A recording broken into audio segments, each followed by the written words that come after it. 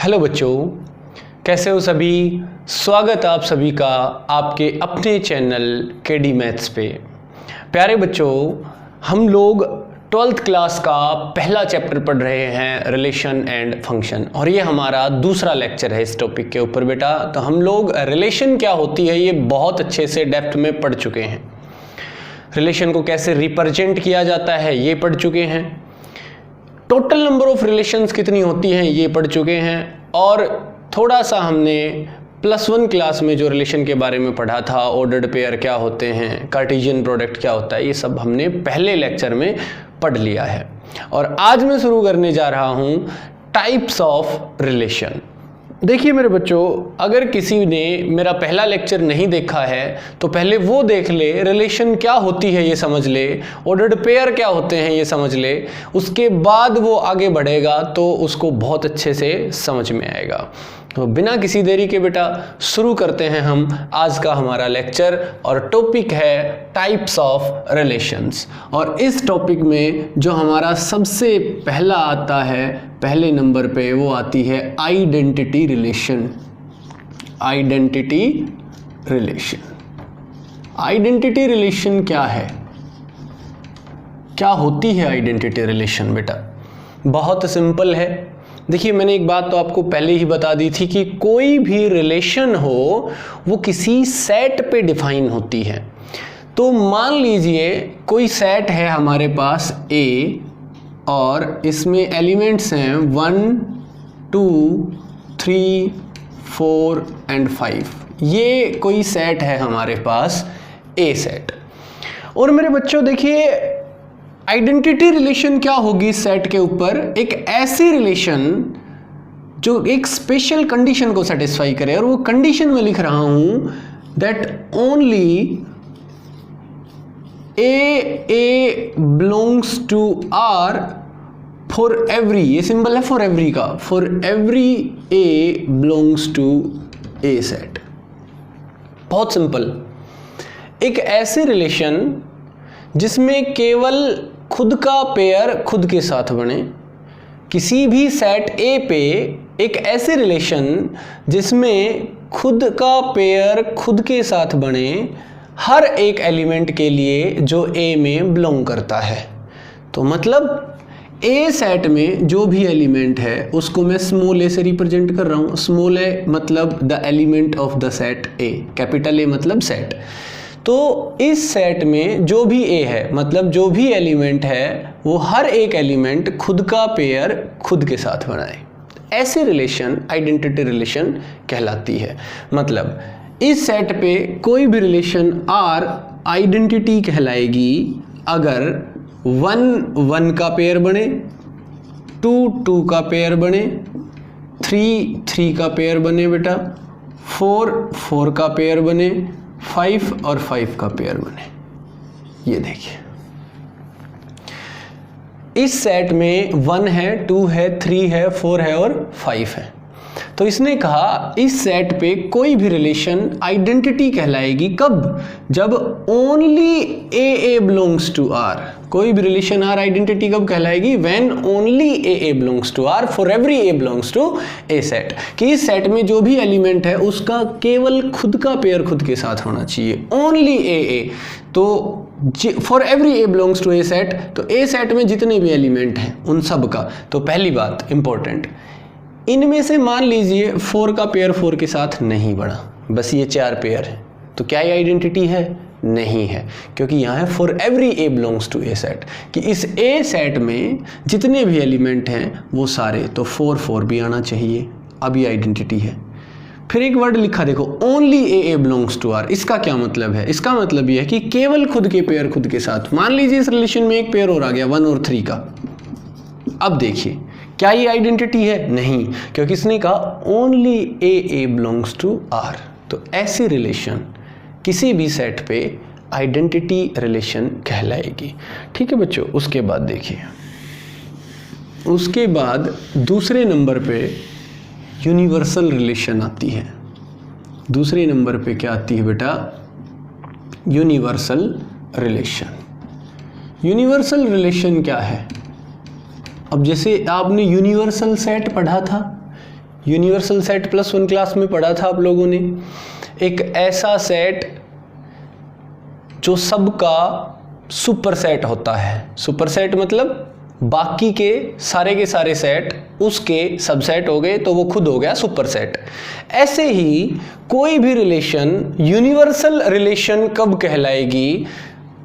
मान लीजिए कोई रिलेशन R है जो डिफाइन है फ्रॉम A टू B या A टू A भी हो सकती है, कोई दिक्कत नहीं है। तो ये रिलेशन A से B सेट पे यूनिवर्सल कब कहलाएगी? तो देखिए यूनिवर्सल रिलेशन मतलब A सेट से B सेट पे जितनी भी रिलेशंस पॉसिबल हैं उनमें सबसे बड़ी रिलेशन। अब सबसे बड़ी रिलेशन की अगर मैं बात करूं तो रिलेशन सबसे बड़ी कब होगी? जब A सेट से B पे जितनी भी रिलेशन पॉसिबल हैं उनमें सबसे ज़्यादा ऑर्डर्ड पेयर जिसमें होंगे वो सबसे बड़ी रिलेशन होगी। तो बहुत सिंपल, A से B के ऊपर ज़्यादा से ज़्यादा ऑर्डर्ड पेयर कब होंगे? A क्रॉस B में, यानी उनके कार्टेशियन प्रोडक्ट में। तो दो सेट्स का कार्टेशियन प्रोडक्ट, दो सेट्स का कार्टेशियन प्रोडक्ट ही उन दोनों सेटों के बीच सबसे बड़ी रिलेशन होती है और उसी को हम यूनिवर्सल रिलेशन बोलते हैं बेटा। तो बच्चों बहुत ही सिंपल कंसेप्ट है। देखिए हमने रिलेशन को जब पिछले लेक्चर में डिफाइन किया तो मैंने बोला a relation R is a subset of A cross B। A relation R from A to B is a subset of A cross B, है ना। तो A क्रॉस B का सबसेट होती है कोई भी रिलेशन R। तो A क्रॉस B के जितने भी सबसेट्स होंगे वो सारी अलग अलग रिलेशन हो गई। तो उनमें सबसे बड़ी रिलेशन कौन है? खुद A क्रॉस B। तो यही उनकी यूनिवर्सल रिलेशन कहलाती है। अगर मैं A से A की बात करूं, A से A की बात करूं तो यूनिवर्सल रिलेशन क्या हो जाएगी? A cross A। तो सिंपल, ये यूनिवर्सल रिलेशन हो गई। उसके बाद आती है बेटा इम्पटी रिलेशन। तीसरे नंबर के ऊपर आएगी इम्पटी रिलेशन। इम्पटी मतलब खाली, इम्पटी रिलेशन एक ऐसी रिलेशन जो खाली हो। तो रिलेशन बनती किससे है? ऑर्डर्ड पेयर से। तो एक ऐसी रिलेशन जिसमें एक भी ऑर्डर्ड पेयर ना बने। मैं एक डिफाइन करके दिखाता हूं आपको एक रिलेशन जिसमें एक भी ऑर्डर्ड पेयर ना बने। ठीक है, जैसे A सेट है मेरे पास 1 3 5 और B सेट है बेटा मेरे पास 7 9 11। एक रिलेशन डिफाइन कर दी मैंने R from A to B। क्या? R is equals to AB। R में AB टाइप के पेयर होंगे such that A belongs to A set, B belongs to, sorry ये मैंने X लिख दिया, A belongs to A set and B belongs to B set. और इसने क्या कहा बेटा? A and B both are even, both are even. ये रिलेशन डिफाइन कर दी हमने कि हमारे पास दो सेट हैं, एक सेट A एक सेट B, और A से B पे एक रिलेशन डिफाइन की हमने कि हमारे पास AB टाइप के पेयर होंगे जहां A यानी कि पहला एलिमेंट बिलोंग करेगा A सेट से और B मतलब दूसरा एलिमेंट बिलोंग करेगा B सेट से, और A और B दोनों क्या होने चाहिए? इवन नंबर होने चाहिए। तो R में क्या क्या ऑर्डर्ड पेयर आएंगे? पहला एलिमेंट यहाँ से लो A, दूसरा एलिमेंट यहाँ से लो B, और दोनों के दोनों A और B क्या होने चाहिए? इवन। अब ना तो इसमें कोई इवन एलिमेंट है और ना ही इसमें कोई इवन एलिमेंट है, तो क्या कोई भी ऑर्डर्ड पेयर बनेगा इस रिलेशन के चलते फ्रॉम A टू B? नहीं, एक भी ऑर्डर्ड पेयर नहीं बनेगा। तो ये आ गया फाई, मतलब एम्प्टी रिलेशन। तो ऐसे रिलेशन हो गई एम्प्टी रिलेशन। उसके बाद एक आएगी बेटा इनवर्स रिलेशन। चौथे नंबर पे हमारे पास आ गई इनवर्स रिलेशन। ये देखिए inverse relation. Inverse relation, inverse मतलब उल्टा। बहुत सिंपल, जैसे R कोई रिलेशन है, जिसमें ऑर्डर्ड पेयर हैं 1 3, मान लीजिए मैं एक रिलेशन लिख रहा हूं जिसमें ऑर्डर्ड पेयर हैं 1 3 2 5 3 6 7 11 और 5 1, मान लीजिए ये कोई रिलेशन है R। तो इनवर्स रिलेशन, इनवर्स मतलब उल्टा, बिल्कुल उल्टी रिलेशन। सो R इनवर्स क्या होगा मेरे बच्चों, हर एक पेयर का रिवर्स पेयर कर दीजिए। तो 1 3 का 3 1, 2 5 का 5 2, ये 6 3 हो जाएगा, ये 11 7 हो जाएगा और ये 1 5 हो जाएगा। तो बहुत सिंपल, किसी भी रिलेशन की इनवर्स रिलेशन क्या होगी, उस रिलेशन में जो भी ऑर्डर्ड पेयर हैं उन सब के रिवर्स ऑर्डर्ड पेयर उसके अंदर आएंगे, तो वो उसकी इनवर्स रिलेशन हो जाएगी। तो मेरे बच्चों, जैसे दिख रहा है ऐसे कोई रिलेशन नहीं देगा हमसे कि एक रिलेशन दे दी, सीधे सीधे पेयर दे दी और कहेगा इनवर्स निकालो। एक्चुअलिटी क्या है ध्यान से देखना एक बार। मान लीजिए एक रिलेशन है मेरे पास, इनवर्स का मतलब आप समझ गए। अब देखो होगा कैसे, प्रैक्टिकली ये कैसे एग्जिस्ट करेगी, ऐसे करेगी। देखिए जैसे R कोई रिलेशन है जिसमें ए बी टाइप के पेयर होंगे such that A is greater than B, A belongs to A set और B belongs to B set, ऐसे आ गया। इसकी इनवर्स रिलेशन क्या होगी, R inverse is equal to AB। ये इस चीज़ से मत घबराइए कि इसमें A, इसमें भी A आएगा, इसमें B तो इसमें भी B आ गया, ऐसा नहीं है। ये सिर्फ एलिमेंट्स को रिप्रेजेंट कर रहे हैं। चलिए मैं इनको ना बिल्कुल उल्टा ही लिख देता हूँ कि इसमें XY आएंगे, XY लिख दो, BA लिख दो, कुछ भी लिख दो तुम, इसका उल्टा करके लिख दो। ये एक सिर्फ पेयर को रिप्रेजेंट करेंगे सच दैट X, देखो ये रिलेशन कहती है कि R में वो दो एलिमेंट पेयर बनाएंगे जहां पहला दूसरे से क्या होगा, बड़ा, greater.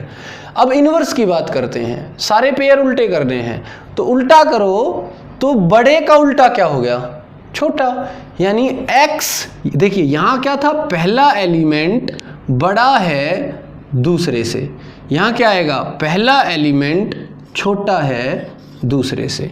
X is less than Y, यहाँ क्या था, first is greater than second, यहाँ first is less than second. ऊपर से सेट भी उल्टे हो जाएंगे, यहाँ पहला एलिमेंट A सेट से था तो यहाँ पहला एलिमेंट B सेट से आएगा, यहाँ दूसरा एलिमेंट B सेट से था, यहाँ दूसरा एलिमेंट A से आएगा। यानी बिल्कुल कंडीशन उल्टी कर दो। तो ये जो है ये इसकी इनवर्स रिलेशन है। तो इससे होगा क्या, जो ऑर्डर्ड पेयर इसमें बनेंगे उसके जस्ट उल्टे ऑर्डर्ड पेयर इसके अंदर बन जाएंगे। ठीक है बच्चों, तो ये 4 रिलेशन थी। अभी और भी टाइप है रिलेशन की, लेकिन वो इन चारों से इंपॉर्टेंट टाइप है और वो स्पेशल हैं। तो अब इन चारों को छोड़ दीजिए, ये हो चुकी हैं। अब हम वो 3 रिलेशन स्पेशली पढ़ेंगे जिनका नाम है बेटा रिफ्लेक्सिव, सिमेट्रिक और ट्रांजिटिव। तो टाइप ऑफ रिलेशन में सबसे इंपॉर्टेंट जो टाइप बची हैं 3, अब मैं उनको दोबारा से 1 2 3 का नेमिंग देता हूं, 1 2 और 3। तो नंबर 1 रिफ्लेक्सिव, इसके बाद आएगी बेटा सिमेट्रिक और ट्रांजिटिव। तो रिफ्लेक्सिव क्या होती है, यानी अब some important type of relation, कुछ और इंपॉर्टेंट रिलेशन है ये हमारे पास। वैसे सीबीएसई के सिलेबस की बात करूं तो उसमें ये 3 ही है सिलेबस में, रिफ्लेक्सिव, सिमेट्रिक और ट्रांजिटिव। ठीक है, लेकिन वो चारों जो हैं वो भी काफ़ी अच्छी रिलेशंस हैं, उनके ऊपर भी कभी कभार कंपटीशन में क्वेश्चन पूछ लिया जाता है, तो उनको पढ़ना भी ज़रूरी था बेटा। तो अब मैं बात करता हूं रिफ्लेक्सिव की। रिफ्लेक्सिव रिलेशन क्या होती है, देखिए रिफ्लेक्सिव क्या होगी, ध्यान से देखिएगा। A belongs to R for every A belongs to A set। कोई रिलेशन R है जो डिफाइन की गई है A सेट के ऊपर। A सेट मैं ले लेता हूं 1 2 3 4 और 5। ये बहुत इंपॉर्टेंट चल रहा है भाई। अब ये समझ लो रिफ्लेक्सिव, सिमेट्रिक और ट्रांजिटिव, इनके ऊपर बहुत ज़्यादा गौर कर लो। तो मेरे बच्चों रिफ्लेक्सिव रिलेशन क्या होती है? एक ऐसी रिलेशन किसी सेट ए के ऊपर जिसमें केवल ए टाइप के पेयर हों। A belongs to R for every A belongs to A set. ठीक है, ये डेफिनेशन हो गई। मतलब एक ऐसी रिलेशन जिसमें कैसे पेयर होने चाहिए, वो जिस सेट पे डिफाइन है उस सेट का हर एक element for every A belongs to A set, हर एक एलिमेंट यानी 1 2 3 4 5 सारे के सारे, एक भी नहीं छोड़ना, वो सारे खुद का पेयर खुद के साथ बनाएंगे। यानी 1 1 2 2 3 3 4 4 और 5 5। तो ये रिलेशन जो है ये रिफ्लेक्सिव है। अब काफ़ी बच्चों के दिमाग में क्वेश्चन पुटअप होगा कि सर अभी अभी आपने इसी लेक्चर में सबसे पहले एक रिलेशन करवाई थी आइडेंटिटी रिलेशन, उसमें भी यही पेयर बने थे 1 1 2 2 3 3 A belongs to R for every A belongs to A set. Little bit difference है बेटा, लिटिल बिट। वो डिफरेंस क्या है देखिए, उसमें मैंने यहाँ एक वर्ड लिखा था ओनली। क्या वर्ड लिखा था? ओनली।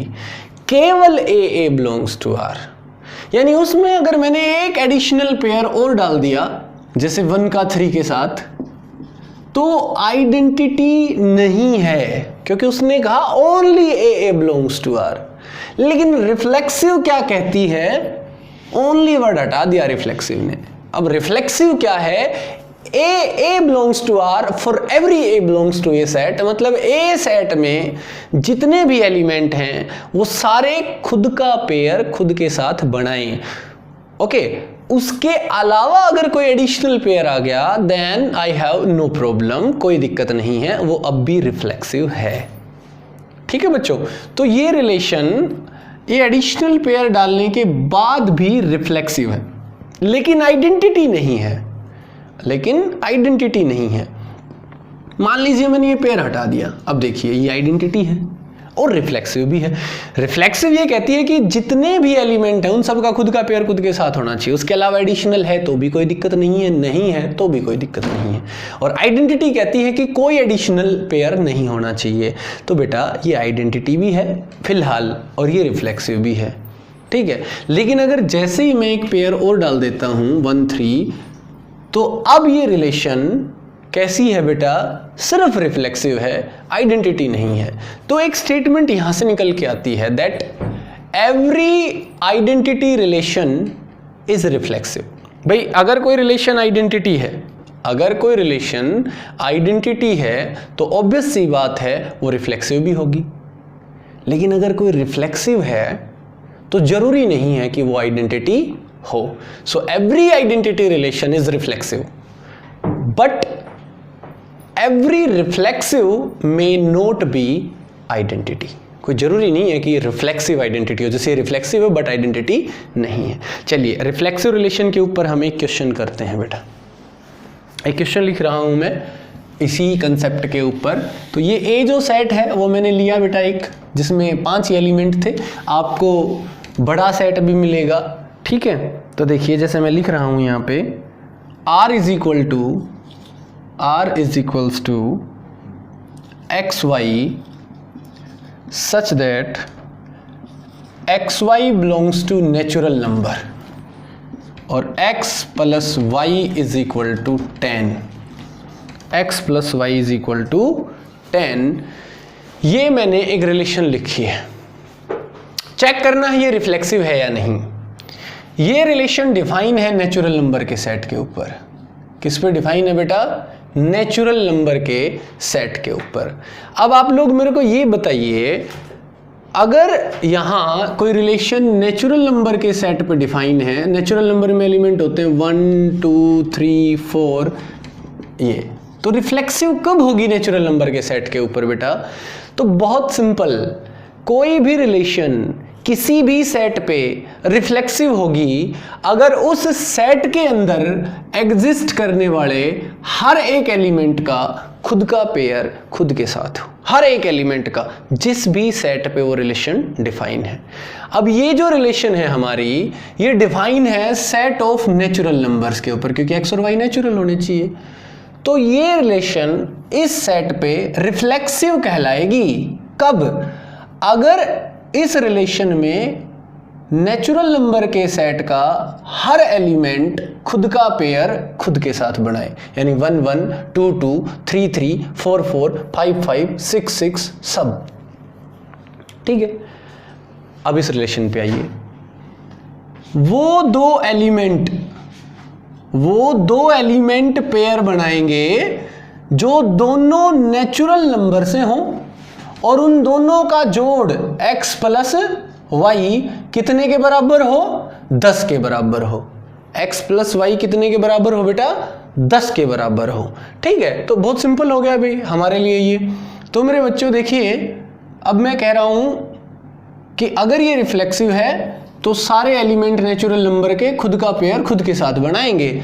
तो 1 1 का पेयर भी होना चाहिए R के अंदर, 2 2 का पेयर भी होना चाहिए R के अंदर, 3 3 का पेयर भी होना चाहिए R के अंदर। लेकिन R ये कहती है कि इसके अंदर सिर्फ वही दो एलिमेंट पेयर बनाएंगे जिन दोनों का जोड़ 10 है।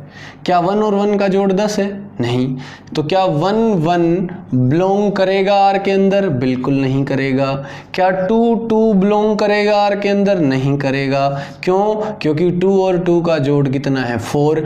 और बेटा हमें चाहिए जिन दो का जोड़ 10 है वहीं R के अंदर आएंगे, तो बेटा इनका जोड़ 10 नहीं है। तो क्या ये रिलेशन R रिफ्लेक्सिव है? नहीं, not a reflexive relation, not a reflexive relation. ये रिफ्लेक्सिव नहीं है, नॉट ए रिफ्लेक्सिव रिलेशन। ठीक है बच्चों, तो बहुत सिंपल, कोई भी रिलेशन किसी भी सेट पे, देखिए रिलेशन हमेशा एक सेट पे डिफाइन होती है, इसलिए सेट को बहुत ज़्यादा इंपॉर्टेंस दो। कोई भी रिलेशन किसी सेट के ऊपर रिफ्लेक्सिव कहलाएगी अगर उस सेट के अंदर लाई करने वाला हर एक एलिमेंट उस रिलेशन के चलते खुद का पेयर खुद के साथ बनाए। तो इसमें तो भाई 1 भी है, 2 भी है, 3 भी है और 4 भी है, 5 भी है, 6 भी है, बहुत से एलिमेंट हैं। तो हर एक का खुद का पेयर खुद के साथ होना चाहिए। और मैंने बताया अगर एक एलिमेंट भी इस सेट के अंदर ऐसा है जिसका खुद का पेयर खुद के साथ नहीं बन रहा, जिसका खुद का पेयर खुद के साथ नहीं बन रहा, तो वो रिलेशन रिफ्लेक्सिव नहीं होगी उस सेट के ऊपर। जिस सेट पे भी डिफाइन है उसका हर एक एलिमेंट खुद का पेयर खुद के साथ बनाएगा। तो जब भी आपको ये प्रूव करना हो कि रिफ्लेक्सिव नहीं है तो सिर्फ एक एग्जांपल दे दो अगेंस्ट में, लेकिन ये प्रूव करना हो कि रिफ्लेक्सिव है तो फिर एक एग्जांपल से काम नहीं चलेगा, जर्नल मेथड से प्रूव करना पड़ेगा।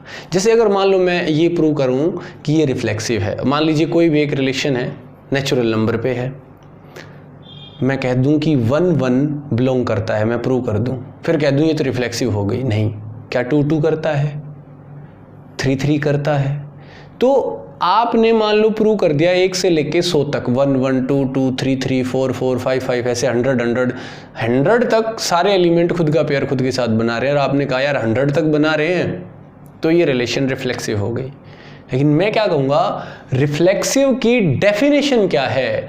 रिफ्लेक्सिव की डेफिनेशन ये है कि हर एक एलिमेंट खुद का पेयर खुद के साथ बनाएगा। क्या नेचुरल नंबर के सेट में सिर्फ 100 एलिमेंट है? नहीं, इनफाइनाइट है। इसलिए जब ये प्रूव करना हो कि रिफ्लेक्सिव है, खासकर ऐसे सेट के ऊपर जिसमें इनफाइनाइट एलिमेंट हो, तो आप ऐसे नहीं प्रूव करोगे कि 1 1 करता है, 2 2 करता है, 3 3, एक एग्जाम्पल दो, नहीं ना, तो जर्नल एग्जाम्पल चलेगा। ठीक है, लेकिन जब ये प्रूव करना हो कि रिफ्लेक्सिव नहीं है, जब ये प्रूव करना हो मेरे बच्चों कि रिफ्लेक्सिव नहीं है, तो नहीं के लिए एक एग्जाम्पल दे दो। नहीं के लिए एक एग्जाम्पल दे दिया मैंने, जैसे ये दे दिया, ये एक एग्जाम्पल दे दिया, क्योंकि रिफ्लेक्सिव नहीं है बहुत आसान चीज़ हो गई। सिंपल इतना ही तो कहना है कि इस सेट में सिर्फ एक एलिमेंट ही तो तलाश करना है जिसका खुद का पेयर खुद के साथ नहीं हो, बस एक एलिमेंट तलाश कर लो इस कंडीशन को सेटिस्फाई करते हुए, जो भी कंडीशन दी गई है जिसके चलते दो एलिमेंट आपस में पेयर बनाएंगे। ठीक है बच्चों, चलिए तो रिफ्लेक्सिव और देखिए एक क्वेश्चन और देखिए रिफ्लेक्सिव के ऊपर ही एक और क्वेश्चन देखिए बेटा। एक रिलेशन है R ऑन सेट L है set of all lines in a plane. ये कोई सेट है L जिसमें एलिमेंट के तौर पे क्या है, लाइंस है। एक प्लेन में जितनी भी लाइन बन सकती हैं वो सारी हैं L सेट के अंदर। और R एक रिलेशन है जिसमें L1 L2 के पेयर बनेंगे such that L1 is parallel to L2। L1 is parallel to L2। अब देखिए क्या कहा इसने, R एक रिलेशन है, किस सेट पे डिफाइन है, L सेट के ऊपर डिफाइन है।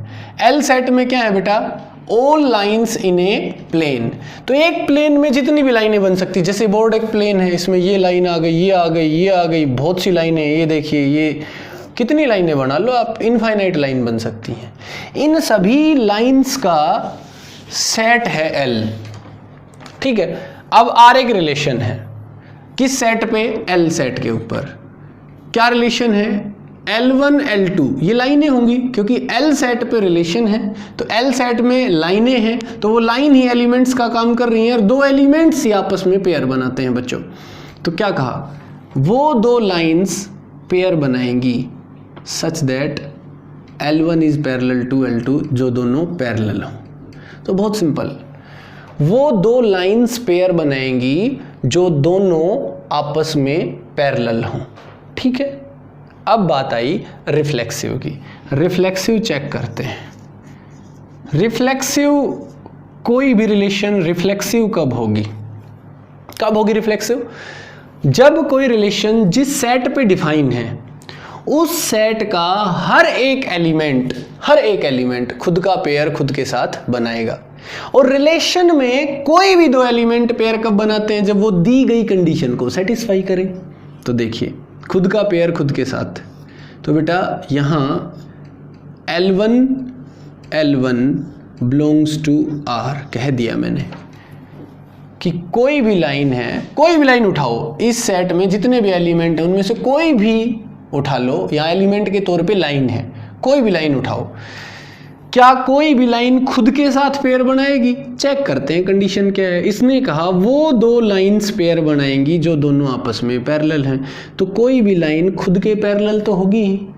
एक ही लाइन को दो बार लिया जाएगा तो उन दोनों की सेम डायरेक्शन चलेगी, तो किसी भी लाइन को अपने आप के पैरेलल तो मान ही सकता हूं मैं। तो आप इस सेट में से कोई भी एक एलिमेंट उठाओगे, यानी वो एक लाइन होगी और वो खुद के पैरेलल होगी, तो हर एक लाइन खुद का पेयर खुद के साथ बनाएगी। तो बेटा ये रिलेशन कैसी हुई बेटा, ये रिफ्लेक्सिव हो गई, ये रिलेशन रिफ्लेक्सिव हो गई।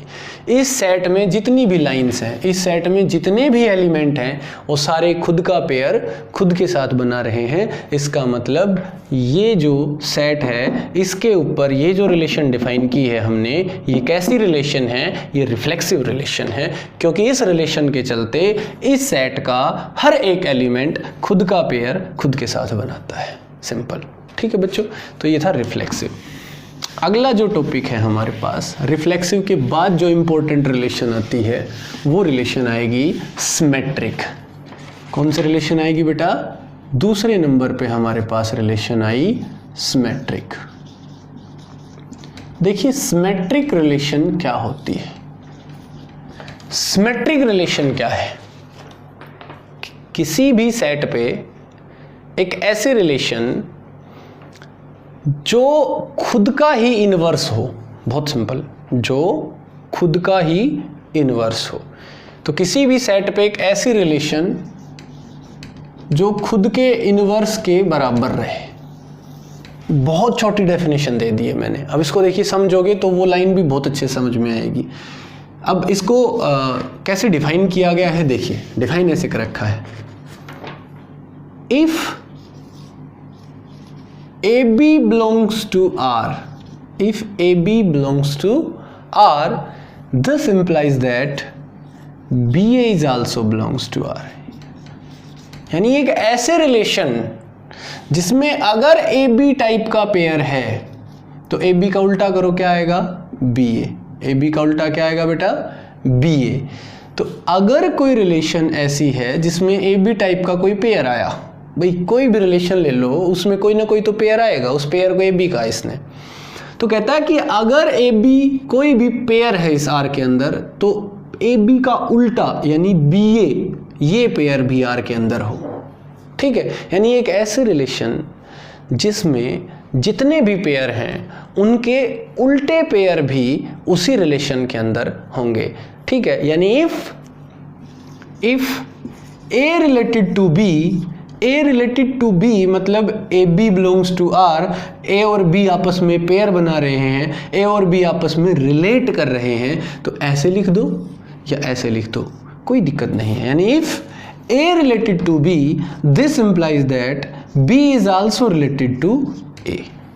मतलब जिस रूल से ए और बी रिलेट करते हैं सेम उसी रूल से बी और ए रिलेट करेंगे। इनमें फ़र्क है, यहाँ ये पहले नंबर पे, ये दूसरे पे, यहाँ पे ये पहले नंबर पे और ये दूसरे पे। अब जैसे मैं एक एग्जांपल लेता हूँ, हमने कोई रिलेशन ले ली आर, उसमें कोई भी पेयर है 1 3, तो ये ए बी हो गया।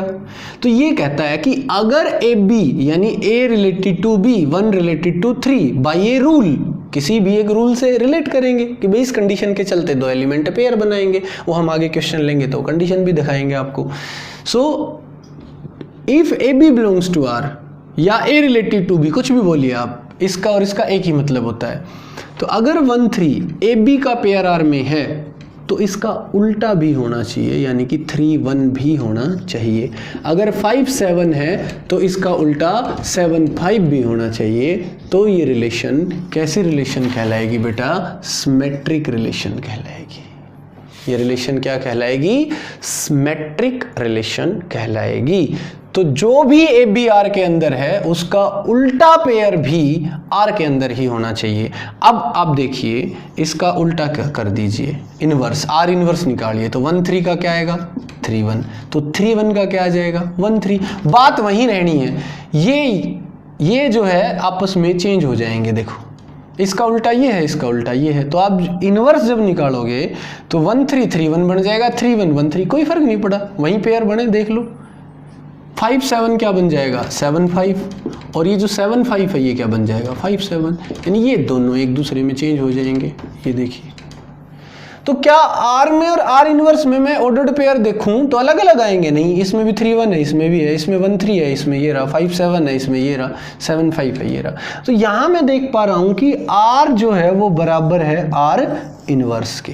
तो ऐसे रिलेशन जो अपने ही इनवर्स के बराबर है उसे हम क्या कहेंगे, सिमेट्रिक रिलेशन। बट डेफिनेशन ये है इसकी, इसको कह लो या ये कह लो, दोनों में बात बराबर है, ये कह लो चाहे ये कह लो। ठीक है मेरे बच्चों, तो जैसे मैं एक एग्जांपल और लिख रहा हूं, एक रिलेशन आर लिखी मैंने, ठीक है, जिसमें है 2 3 7 11 5 9 3 2 11 7। ये देखिए 2 3 का उल्टा 3 2, 7 11 का उल्टा 11 7, और ये बंद कर दी। कहता है क्या ये सिमेट्रिक है, नहीं, ये सिमेट्रिक नहीं है बेटा। क्यों नहीं है, देखिए बच्चों, सिमेट्रिक की डेफिनेशन क्या है, if A B belongs to R, अगर ए बी आर के अंदर है then b a is also belongs to R, तो उसका उल्टा भी आर में होना चाहिए, तो ही वो रिलेशन क्या कहलाएगी, सिमेट्रिक कहलाएगी, अदरवाइज सिमेट्रिक नहीं कहलाएगी। तो मेरे बच्चों देखिए 2 3 ये आर में है तो ये ए बी हो गया, तो इसका उल्टा आर में होना चाहिए, बिल्कुल मिल गया भाई मेरे को। 7 11 आर में है तो जो भी आर में है उसे मैं ए बी कह दूंगा, ए बी आर में है तो इसका उल्टा ये मिल गया। ये देखिए ये आर में है 5 9, तो ये भी हो गया मेरे लिए। तो इसने कहा अगर ए बी आर में है तो बी ए भी आर में होना चाहिए, तो इसका उल्टा बी ए 9 5 आर में नहीं है। अगर एक का भी उल्टा नहीं है तो वो रिलेशन सिमेट्रिक नहीं होगी। एक एलिमेंट का भी, एक ऑर्डर्ड पेयर का भी रिवर्स पेयर नहीं है तो ही वो रिलेशन सिमेट्रिक नहीं होगी। तो मेरे प्यारे बच्चों, अगर 5 9 है तो 9 5 भी होना चाहिए। अब ये कैसी है, अब ये सिमेट्रिक रिलेशन है। जैसे बहुत से बच्चों के माइंड में क्वेश्चन पुटअप होते हैं कि सर यहाँ 8 7 का उल्टा नहीं है। तो देखिए ध्यान से सुनना, 8 7 का उल्टा नहीं है तो मैं उल्टा उसी का देखूंगा जो ऑलरेडी यहाँ है। क्या इस रिलेशन में 8 7 है? नहीं, तो मैं उसका उल्टा 7 8 क्यों देखूं? नहीं देखूंगा मैं, और कोई मतलब नहीं है हमें। ठीक है बच्चों, तो जो भी पेयर रिलेशन में होगा, और रिलेशन में कौन से दो एलिमेंट पेयर बनाएंगे? जो दी गई कंडीशन को सेटिस्फाई करते हैं। कंडीशन आपको पता है अलग अलग रिलेशन में अलग अलग दी जाती है। जैसे वो दो एलिमेंट पेयर बनाएंगे जिन दोनों का जोड़ 10 है, या जहाँ पहला दूसरे से बड़ा है। ठीक है बेटा, तो ये सिंपल सी कंडीशन होती हैं। जैसे वो दो लाइनें पेयर बनाएंगी जो दोनों पैरेलल हैं या दोनों परपेंडिकुलर हैं। तो सिंपल यहाँ वही एलिमेंट पेयर बनाएंगे जो दी गई कंडीशन को सेटिस्फाई करे। ये तो मैंने अपनी मर्जी से कोई पेयर लिख दी, एक रिलेशन लिख दी। तो देखिए बच्चों, कुछ एग्जाम्पल करते हैं, कुछ क्वेश्चन करते हैं किस कंसेप्ट पे? सिमेट्रिक पे। बस एक बात दिमाग में रखो, सिमेट्रिक रिलेशन वो रिलेशन होगी जिसमें अगर ए बी है तो बी ए बी होगा, मतलब हर एक पेयर का रिवर्स पेयर भी उसी रिलेशन में होगा, तो वो रिलेशन सिमेट्रिक कहलाएगी। ठीक है बच्चों, आगे देखिए। उसके बाद जो रिलेशन आई हमारे पास, चलिए उसकी बाद वाली पे तो बाद में जाएंगे बच्चों, क्वेश्चन करेंगे इसके ऊपर। जैसे कि रिलेशन है R is equals to XY such that X minus Y is an integer. ये देखिए, और बेटा ये रिलेशन डिफाइन है, यहाँ की बजाय यहाँ लिख देता हूँ, XY belongs to Z, integers के सेट के ऊपर इसको हमने डिफाइन कर दिया है। सो मेरे बच्चों, बहुत सिंपल सी बात आई हमारे सामने। इसने कहा एक रिलेशन है R जिसके अंदर X और Y पेयर बनाएंगे जो दोनों इंटीजर सेट से होंगे, सेट ऑफ इंटीजर से, Z से होंगे, और वो दो एलिमेंट पेयर बनाएंगे जिन दोनों का डिफरेंस एक इंटीजर आए, तो मेरे बच्चों सिमेट्रिक रिलेशन क्या होती है इसको चेक करना है, सिमेट्रिक है नहीं। तो सिमेट्रिक की डेफिनेशन दिमाग में रखो, क्वेश्चन अपने आप सोल्व हो जाएगा। सिमेट्रिक रिलेशन क्या है? एक ऐसी रिलेशन जिसमें जो भी ऑर्डर्ड पेयर बिलोंग करेगा इस कंडीशन को सेटिस्फाई करते हुए। हर एक रिलेशन की अपनी कंडीशन होती है कि कौन से दो एलिमेंट आपस में पेयर बनाएंगे, है ना। एक लिंक होता है, जैसे ये एक लिंक है, कौन से दो एलिमेंट पेयर बनाएंगे? जिन दोनों का डिफरेंस एक इंटीजर है।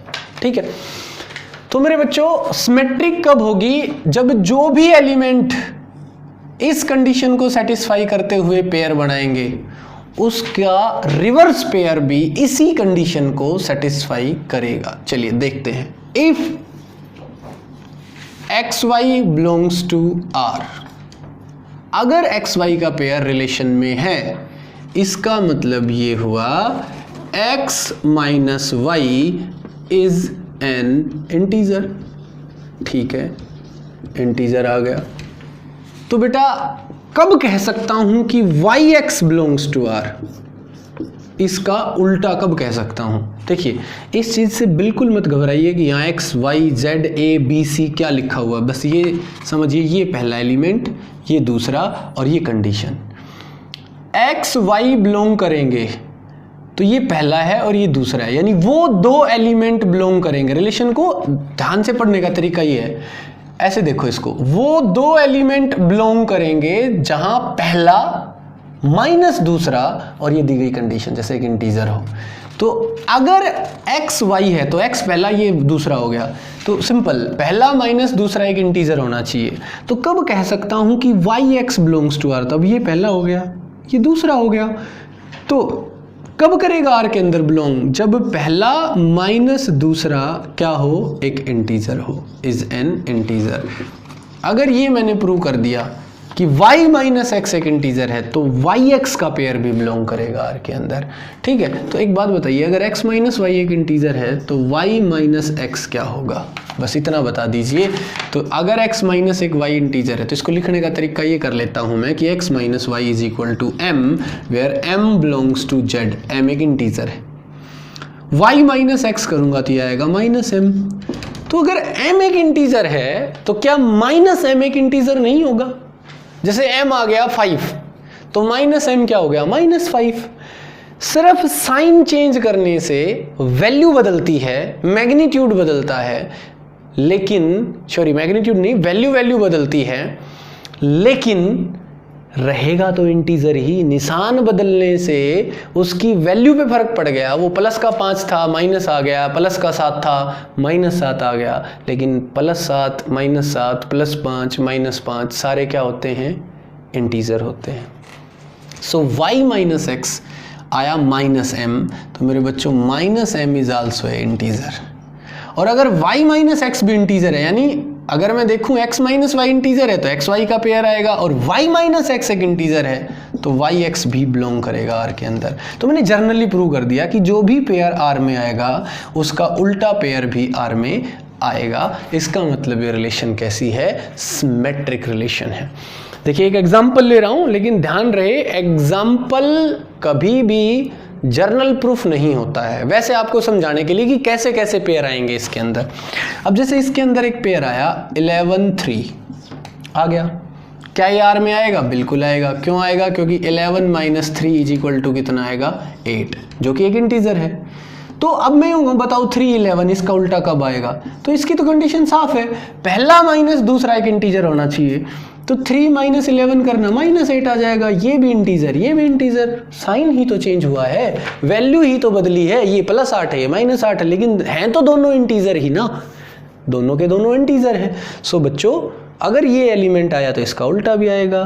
तो सिंपल, आपको प्रूव करना है कि सिमेट्रिक है तो आप ऐसे एग्जाम्पल दोगे जर्नल एक्स वाई टाइप के, ए बी टाइप के, यानी जो जितने भी इंटीजर उन सब को कवर करें, जितने भी ऑर्डर्ड पेयर आर में आएंगे उन सब के उल्टे आर में हों, इस बात को कवर करें। ठीक है बच्चों, आगे देखिए। उसके बाद एक और एग्जाम्पल देखिए, एक और एग्जाम्पल देखिए बेटा।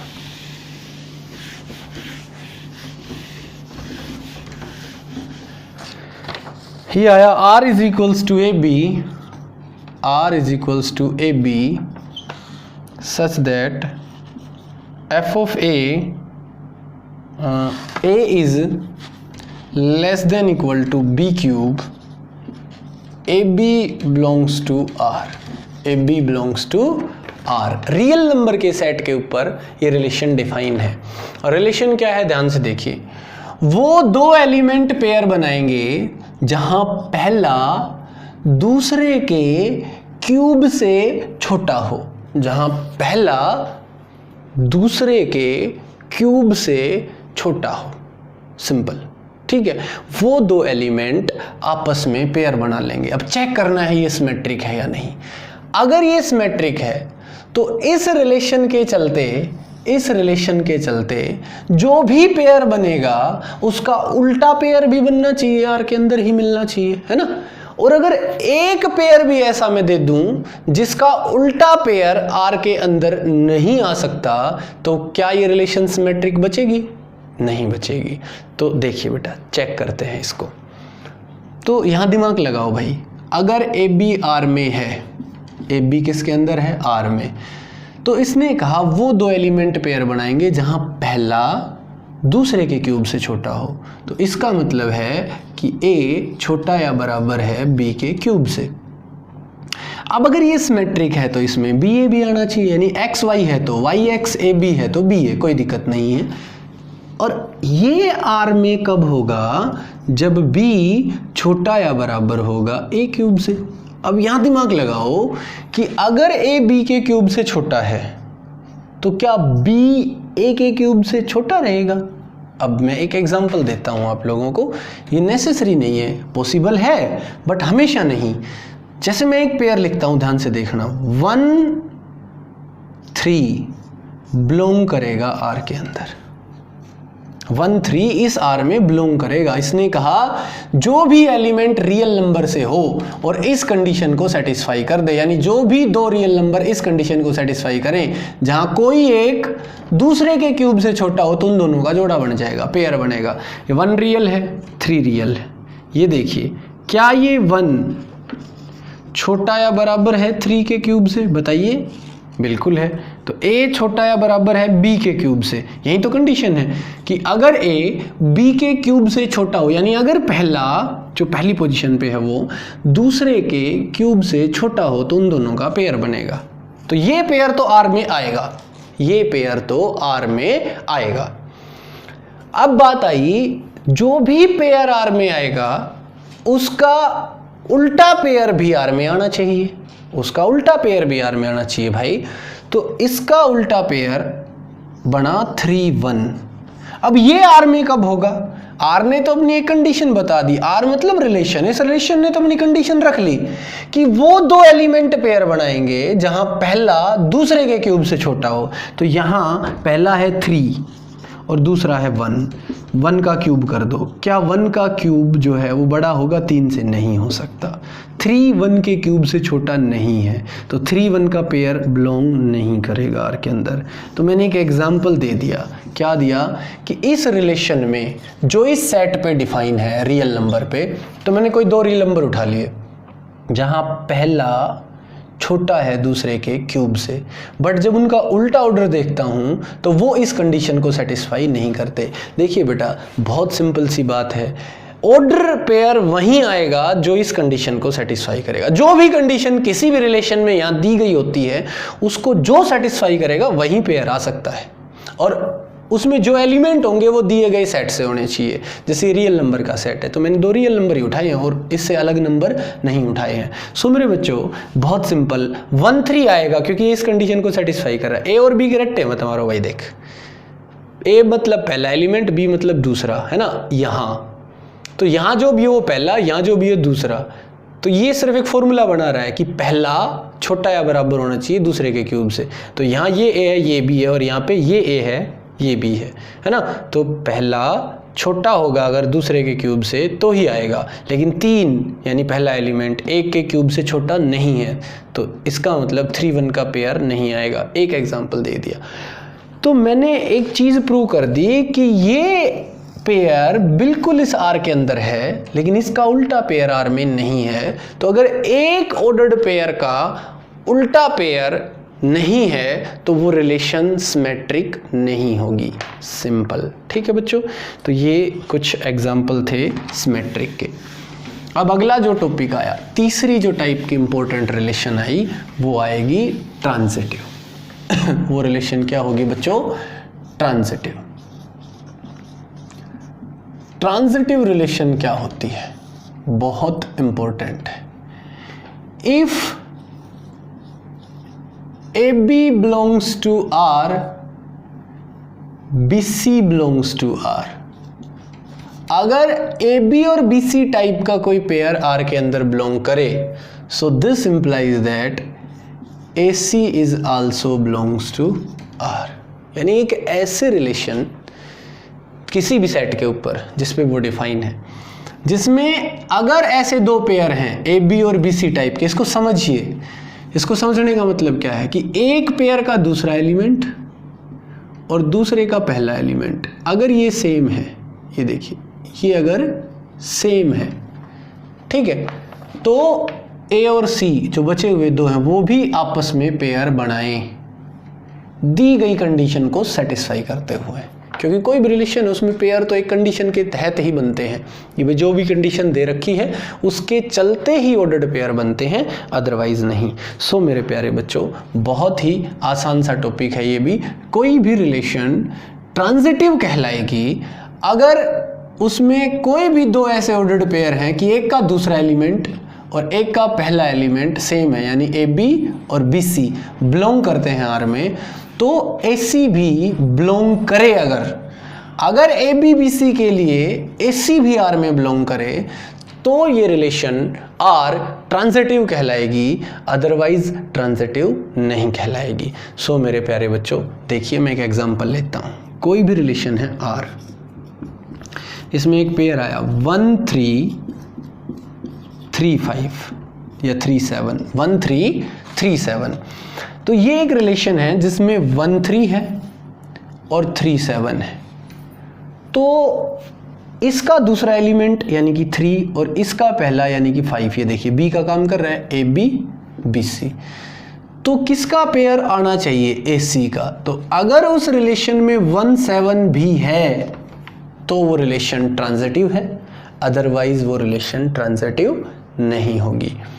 ठीक है, अब जैसे 1 7 7 15, तो सिंपल 1 7 यानी ए बी 7 15 यानी कि बी सी, ये दोनों सेम हो गए, तो ए सी का पेयर होना चाहिए। यानी जो भी ऐसे दो पेयर मिल जाएं जिसमें एक का दूसरा एलिमेंट और एक का पहला ये सेम हो, तो ए और सी इनकी आपस में क्या बननी चाहिए? रिलेशन बननी चाहिए। 1 और 15 का भी पेयर बने। अब देखो क्या ये ट्रांजिटिव हो गई? तो मैं देखूं तो नहीं, अब भी नहीं हुई है। क्यों नहीं हुई है? अब भी ऐसे पेयर हैं, देखना एक बार ध्यान से देखना बेटा। 3 7 7 15, इसका दूसरा और इसका पहला देखिए बराबर है ना? ए बी बी सी, तो ए सी का पेयर 3 15 नहीं नज़र आ रहा मेरे को, तो ये ट्रांजिटिव नहीं है। लेकिन अगर 3 और 15 भी आ जाए तो अब ये रिलेशन कैसी हो गई दोस्तों? ये रिलेशन हो गई ट्रांजिटिव रिलेशन। ठीक है बच्चों, तो बहुत सिंपल, रिफ्लेक्सिव, सिमेट्रिक और ट्रांजिटिव, ये 3 टाइप के रिलेशन है हमारे पास, जिसमें तीसरी टाइप है ये ट्रांजिटिव। ये भी कंप्लीट हो गई हमारी। ठीक है, अब मैं कुछ एग्जाम्पल ले रहा हूं प्योर ट्रांजिटिव के। ठीक है बच्चों, कुछ एग्जाम्पल पढ़ रहे हैं हम जिसमें सिर्फ ट्रांजिटिव को डिस्कस करेंगे। What is a transitive relation? जैसे एक relation I R is equal to A B, R is equals to A B such that A is less than equal to B square और A B belongs to R, A B belongs to R। एक relation है जिसमें वो दो element pair बनाएंगे जहां पहला दूसरे के स्क्वायर से छोटा है और दोनों रियल नंबर होने चाहिए। अब देखना ये ट्रांजिटिव है या नहीं। तो अगर ये है कि वो ट्रांजिटिव है तो ए बी और सी में चलना पड़ेगा, जर्नल। और अगर ये देख रहे हो आप कि वो तो ट्रांजिटिव नहीं है, तो कोई एक एग्जांपल दे दो उसके अगेंस्ट में। एक एग्जाम्पल दे दो कि हाँ भाई रियल नंबर के सेट से इस रिलेशन में ए बी आएगा, बी सी आएगा, लेकिन ए सी नहीं आएगा।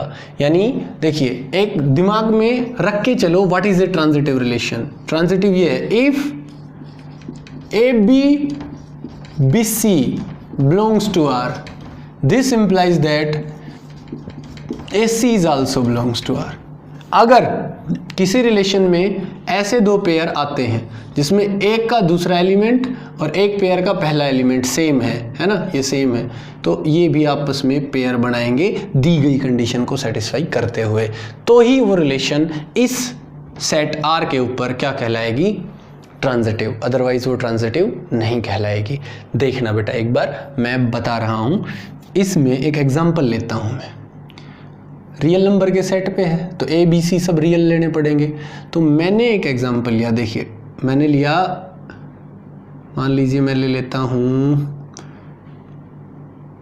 12 ले लिया हमने, 12 4, ये देखिए ये बिलोंग करता है R के अंदर, करता है ना? क्यों करता है भाई? Because 12 is less than equal to 4 square. इसने साफ सुथरे शब्दों में कहा था कि अगर पहला एलिमेंट, ए मतलब पहला एलिमेंट, दूसरे के स्क्वायर से छोटा हो तो उनका पेयर बनेगा। ये सारे रियल नंबर हैं, 12 जो है वो 4 के स्क्वायर से छोटा है। ए बी, अब देखता हूँ 4 से शुरू होके कौन सा पेयर एग्जिस्ट करेगा। 4 3 बिलोंग्स टू आर करेगा। क्यों करेगा भाई? क्योंकि 4 भी छोटा या बराबर है 3 के स्क्वायर से। 4 भी छोटा या बराबर है 3 के स्क्वायर से। जब भी पहला एलिमेंट दूसरे के स्क्वायर से छोटा होगा तो वो पेयर इस रिलेशन में आएगा। ध्यान रहे बस ये एलिमेंट जो हैं वो हमेशा इस सेट से जिसके ऊपर रिलेशन डिफाइन है उससे होने चाहिए। तो मेरे बच्चों ये दो पेयर आ गए। तो इस हिसाब से अगर ये ट्रांजिटिव है तो अगर इसमें ए बी है, बी सी है, तो ए सी, इन दोनों का पेयर भी आना चाहिए।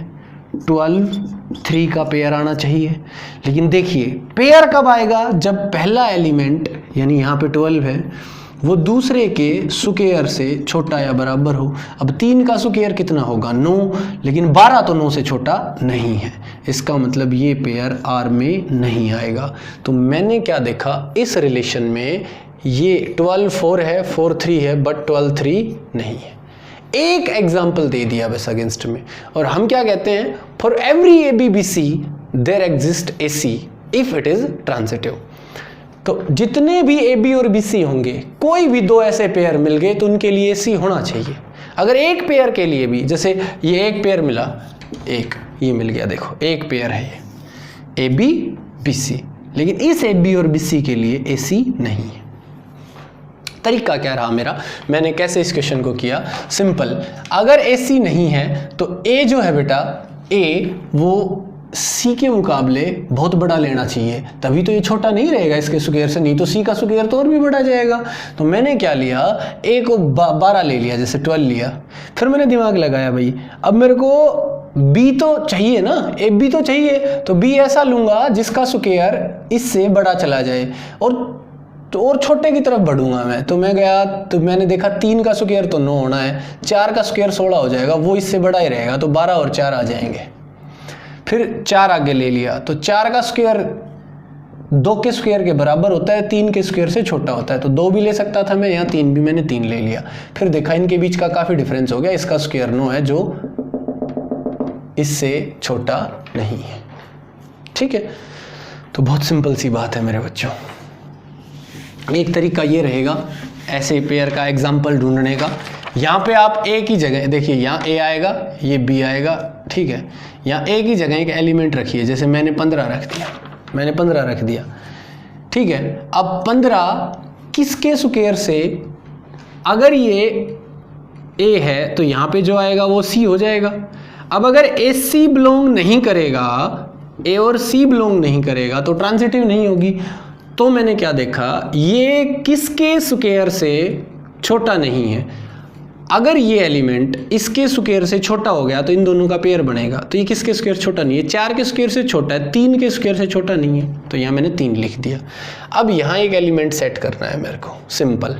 तो मैंने यहाँ कोई भी वो एलिमेंट सेट कर लो आप। अब जैसे यहाँ से यहाँ बढ़ो, 3 का स्क्वायर हुआ 9, तो यहाँ 9 से छोटा एक एलिमेंट रख लो, 8 ले लो, 7 ले लो, मैंने 8 ले लिया। अब 8 को यहाँ रख लो, कोई दिक्कत नहीं, 8 8 64, ये भी उससे छोटा है।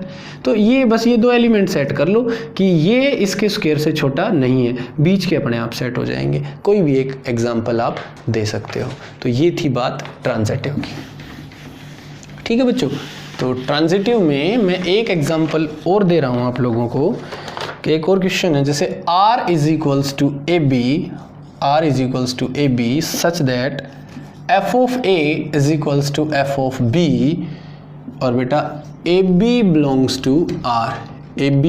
टू r, यानी हमारे रिलेशन में वो 2 एलिमेंट पेयर बनाएंगे जो दोनों रियल नंबर होंगे और उन दोनों पे किसी फंक्शन की वैल्यू बराबर होगी। जैसे एक फंक्शन है f(x) is equal to x square minus 5x plus 6। इस फंक्शन की वैल्यू आप 1 पे निकाल लीजिए, तो 1 पे कितनी आएगी बेटा, 1 का स्क्वायर माइनस 5 इंटू 1 प्लस 6, ये आ गई 2। इसकी वैल्यू 2 पे निकालिए, तो 2 का स्क्वायर 4 माइनस 10 प्लस 6, कितनी आ गई 0। आप इसकी वैल्यू 3 पे निकाल लीजिए, तो 3 का स्क्वायर 9 माइनस 15 प्लस 6, ये भी कितनी आ गई 0। 1 और 2 पे x को हमने 1 रखा, x को हमने 2 रखा, x को हमने 3 रखा। जब x को 1 और 2 रखता हूँ तो वैल्यू अलग अलग आती है, 1 पे 2 और 2 के ऊपर आ गई 0। लेकिन जब x को 2 रखता हूँ और x को 3 रखता हूँ तो इन दोनों के ऊपर वैल्यू भी सेम आई, 0 0। यानी f ऑफ 2 यानी फंक्शन की वैल्यू 2 पे और f ऑफ 3 आपस में बराबर हैं, तो 2 और 3 क्या बनाएंगे, पेयर बनाएंगे। तो 2 और 3 क्या बनाएंगे बेटा, पेयर बनाएंगे। सिंपल, ठीक है, समझ गए होगे। यानी वो दो एलिमेंट आपस में पेयर बनाएंगे जिन दोनों के ऊपर किसी फंक्शन की वैल्यू सेम है। अब बात आई ट्रांजिटिव की। ट्रांजिटिव क्या होते हैं बेटा? If A B belongs to R, b c belongs to R, if A B belongs to R, b c belongs to R, this implies that A C is also belongs to R. ये prove करना है कि अगर ए b और b सी है, अगर A B है B C है तो ए सी भी होना चाहिए, तो ट्रांजिटिव है। और अगर ए सी नहीं है, हर एक ए बी और बी सी के लिए ए सी नहीं है तो ट्रांजिटिव नहीं होगी। तो मेरे बच्चों, अगर ए बी बिलोंग करता है आर के अंदर, इसका मतलब ये हुआ कि ये ए और बी इस दी गई कंडीशन को सेटिस्फाई करते हैं, यानी कि एफ ऑफ ए बराबर है एफ ऑफ बी पे। कोई भी फंक्शन हो सकता है ये, उसके ऊपर उस फंक्शन की वैल्यू ए पे और उस फंक्शन की वैल्यू बी पे बराबर है। इक्वेशन 1 हो गई। अगर बी सी बिलोंग करता है आर में तो इसका मतलब एफ ऑफ बी और एफ ऑफ सी बराबर है। इक्वेशन नंबर 2 हो गई। सिंपल सी बात है भाई, वो दो एलिमेंट पेयर बनाएंगे जिन दोनों पे फंक्शन की वैल्यू बराबर हो। तो अगर बी और सी पेयर बना रहे हैं तो बी पे और सी पे दोनों पे फंक्शन की वैल्यू बराबर होगी। अब मैं चेक करना चाह रहा हूं कि क्या एस सी बिलोंग करेगा आर में। तो अगर एस सी बिलोंग करेगा आर में तो एफ ऑफ ए बराबर होगा एफ ऑफ सी के। एफ ऑफ ए बराबर होगा एफ ऑफ सी पे, यानी ए और सी की वैल्यू किसी भी फंक्शन एफ पे बराबर आएगी। तो बेटा मैंने क्या देखा, from equation number 1 and 2, from 1 and 2 f of a f of b बराबर एफ ऑफ बी के बराबर एफ ऑफ सी है, तो ये दोनों भी क्या हो गए, बराबर हो गए। तो F of A is equal to F of सी।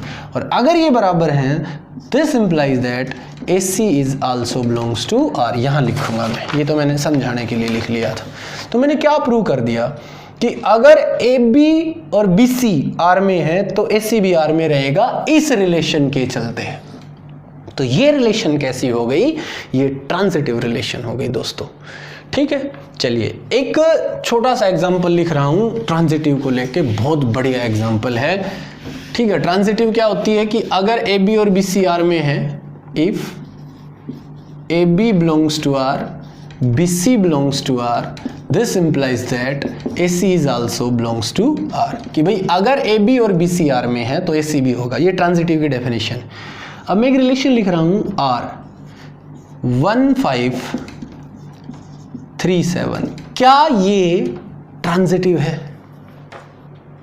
क्या ये रिलेशन ट्रांजिटिव है? बहुत सिंपल सी एक रिलेशन लिखी मैंने और क्वेश्चन पुटअप कर दिया। डेफिनेशन ये रही ट्रांजिटिव की। क्या ये ट्रांजिटिव है? सोचने वाली बात है। तो मेरे बच्चों, मेरा आंसर होगा यस, इट इज ट्रांजिटिव। ऐसे क्वेश्चन घुमाते हैं थोड़ा सा बच्चे को। Yes it is transitive because मैंने कहा अगर ए बी आर में है और बी सी आर में है तो ए सी होना चाहिए, है ना। लेकिन अगर ए बी और बी सी है ही नहीं तो ए सी देखूं किसके लिए? मैं देखना ही नहीं है ए सी को। तो क्या यहाँ ऐसे कोई दो पेयर हैं जिसमें एक का दूसरा एलिमेंट और एक का पहला एलिमेंट सेम है? नहीं है। अगर नहीं है तो ए सी देखना ही नहीं है, ए सी देखना ही नहीं है। ठीक है, अगर ऐसे हैं और फिर एसी एग्जिस्ट नहीं करता तो मैं कहूंगा ट्रांजिटिव नहीं है, अदरवाइज ट्रांजिटिव है। तो ये रिलेशन कैसी है? ये ट्रांजिटिव रिलेशन है। ठीक है मेरे बच्चों, तो आज हमने सारी की सारी टाइप कर ली हैं रिलेशन की, रिफ्लेक्सिव भी, सिमेट्रिक भी और ट्रांजिटिव भी। तो मेरे प्यारे बच्चों, जो चार पहली पढ़ी थी वो भी टाइप ठीक है, बट वो इतनी इंपॉर्टेंट नहीं है जितनी कि ये तीन है सबसे इंपॉर्टेंट। और मैंने 7 टाइप करवाई हैं जिसमें से 3 बहुत इंपॉर्टेंट है, स्पेशल करवाया है उनको मैंने, रिफ्लेक्सिव, सिमेट्रिक और ट्रांजिटिव। ठीक है बच्चों, तो उम्मीद करता हूँ आप सभी को बहुत अच्छे से समझ में आया होगा। तो प्यारे बच्चों, अगर लेक्चर अच्छा लगा हो तो वीडियो को लाइक करें, शेयर करें और चैनल को सब्सक्राइब करें ताकि आपके पास लेटेस्ट वीडियो जाती रहे। रेगुलर वीडियो आएंगी बेटा इस चैनल के ऊपर। और आप सभी को जेई मेन, एनडीए और सीबीएसई लेवल पे 100% फ़ायदा मिलेगा। तो आप चैनल को सब्सक्राइब कर लें और बेल आइकन भी प्रेस करें ताकि आपके पास लेटेस्ट वीडियो अपडेट अपलोड होते ही आपके पास पहुँचे। ठीक है बच्चों, तो thank you and have a nice day. Okay bye.